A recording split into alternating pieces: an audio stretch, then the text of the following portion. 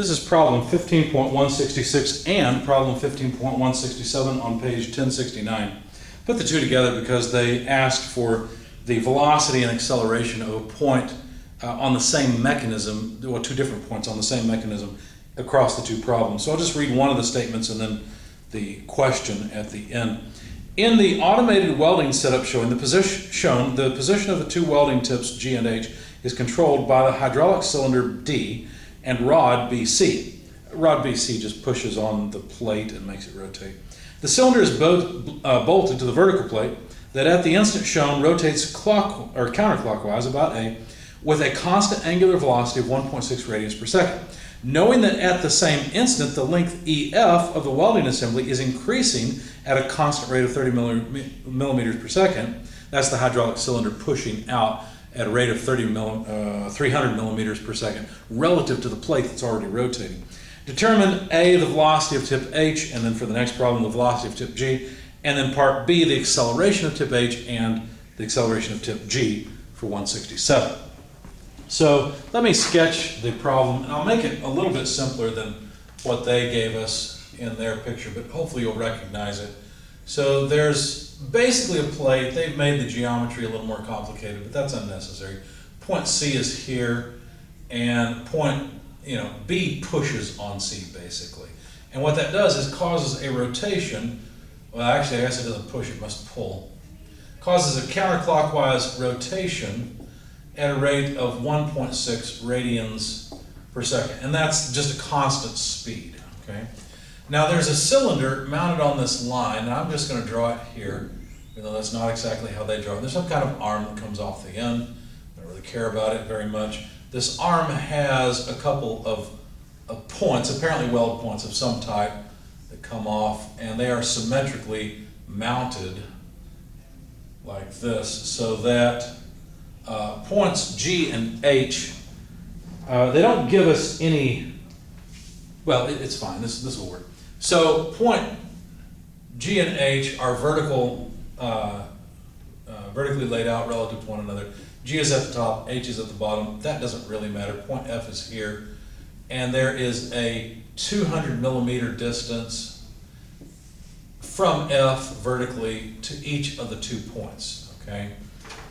It's this cylinder here, which is cylinder D, that is pushing out at a rate of 300 millimeters per second. So the motion, if you were just standing on D, all you would see is this arm extending at 300 millimeters per second. But if you're standing on ground, you would see the arms rotate and extend at the same time. So a little bit more complicated situation. The distance between point A, which is the rotation point, and the vertical line for HG is 600 millimeters. And of course, this is a constant extension speed. Okay? And for 166A, we're supposed to find the velocity of H. For 166B, we're supposed to find the acceleration of H. Similarly, for 167A, we're supposed to find the velocity of G. And for 167B, we're supposed to find the acceleration of G. So pretty straightforward. These are just vectors that we're trying to find, representing the velocity and acceleration of the 2 points. Now, the solution I'm going to use is to realize that I have a rotating reference frame. I can attach a reference frame to the plate and use relative motion equations to include Coriolis acceleration. In that case, capital omega, the rotation rate of the frame that's attached to the plate, would be 1.6 K radians per second. Since it's rotating at a constant rate, there is no rate of change of that angular speed. The plate's rotating at a constant speed. For 166A, the velocity of point H would be the velocity of the reference point, which is A, okay, which doesn't have any velocity, plus the rotation rate of the frame crossed with the vector from the reference to H, plus the relative velocity of the point with respect to the plate, or with respect to the plane, okay? Now this equation you can find in the back of the summary just before the problem 166 and 167. So notice that this is the velocity of point A, which is just 0. And so what we need in order to calculate the velocity of point H is 1.6 k radians per second crossed with the vector from A to H, or O to H, and that's easy. That's just 600 millimeters, or 0.6 meters in the I direction, plus the relative velocity. Well, that's just 0.3 meters per second in the I direction, isn't it? Because d is just extending with a velocity of 0.3 meters per second, or 300 millimeters per second in the I direction. So when we take the cross product, if we take k cross I, what do we get? Well, k cross I is j, so let's just write it this way. So the velocity of point H as a vector is 0.3 I, take care of this term. As I said, k cross I is j, so we need 1.6 multiplied by 0.6. That is 0.96 in the j direction. These would all be meters per second. So there's the velocity of point H. That was pretty easy. 0.3 I plus 0.96 j meters per second. Okay? If we do the same thing for 167A, well, it's a similar equation. The velocity of point G is equal to the velocity of point A, which is still 0, plus the rotation frame, the rate of the rotating frame, crossed with r from A to G, plus the relative velocity. All that's really changed is this vector, right? The relative velocity is still the same, 0.3 meters per second in the I direction. The rotation rate of the frame is still the same. But now we need a vector that points from A all the way up to G. So the math will look very similar, but not quite the same, because it would be 1.6k crossed with, and I'll leave the units off because we'll work in meters and seconds and radians, and so they should all be consistent and give us meters per second. So 1.6k, that's this term, crossed with a vector from A to G. Well, that would be a vector of 0.6i plus 0.4j. I didn't tell you my coordinate system. It's the typical x to the right, y up, which you probably surmised by now. Okay. Plus 0.3 meters per second in the I direction. Okay. So now what we have to do is take the cross product. K cross I is still j, so 0.96 j. Let's see. And then k cross j is negative I, so minus, if you take 40% of 1.6, you get 0.64, that's in the I direction. And then finally, since we've taken care of those terms, plus 0.3 I. And so the velocity of point G, when we combine these two, notice we combine the I terms, the velocity of point G is just, well, negative 0.34 I plus 0.96 J meters per second. And so, despite all my work getting in the way,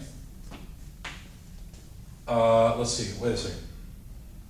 Yeah, that makes sense, because we had two I components that subtracted from one another. Let's see if that makes sense intuitively. What it says is that the velocity of point H is in the I direction of positive J. Yeah, that makes sense because it's rotating counterclockwise, so we expect it to move up, but it's also moving out. So yeah, it has some J component, some I component. For H, that makes sense. How about for G? Well, for G, notice that the velocity due to rotation would be perpendicular to that line, right? So we expect the velocity of G to have some component in that direction, but it's also extended out. So some velocity in this direction, if we combine those two, is it possible that we get a negative I component and a positive J? Yes, definitely we have to have a positive J, right? Because due to the rotation, G is certainly moving up. But it's also moving out. It's just not moving out fast enough to overcome the motion in the negative X direction from the rotation, right? Thus we have a negative term. In fact, it was the difference between those two that gave rise to this term. So that takes care of all the velocity analysis. What about part B? What about the acceleration? Well, fortunately, we have an equation for that as well. The equation I chose to use is the following. The acceleration of point H equals the acceleration of point A, our reference, plus the rate of change of the reference frame, the acceleration, the angular acceleration of the reference frame. So far, fortunately, both of these are simply 0. Minus the square of the angular rotation rate times r from A to H. Notice it's negative because this always points opposite to this vector.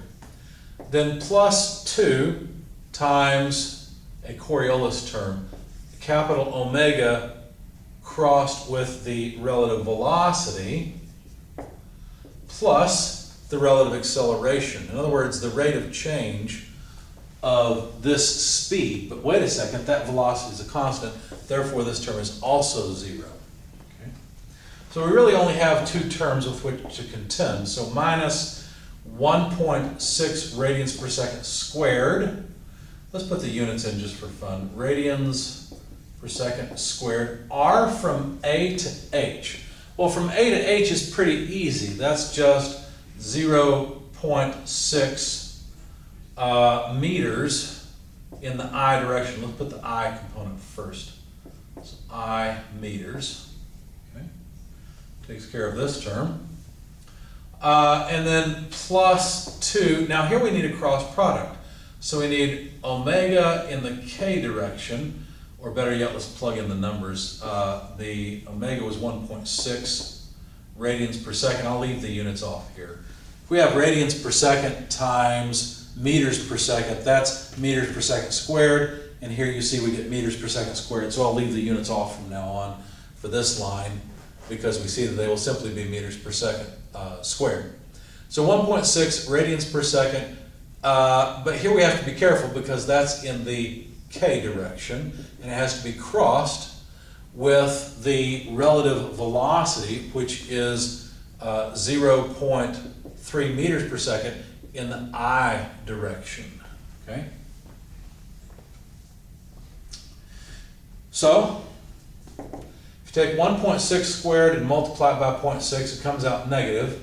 It's in the I direction, and it is negative 1.536 I. If you take k cross I, you get negative j. And I have a positive number. What happened? See, our negative sign is there. That's there. Oh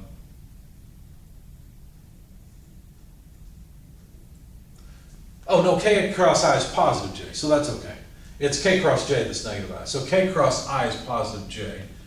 So that's all of this term. We're done with that. For this term, 2 times 1.6 times 0.3 comes out to 0.96. Like I said, k cross I is simply positive j. And there we go. So we have units of meters per second squared for the acceleration of point H, and that takes care of the question, part B of 166.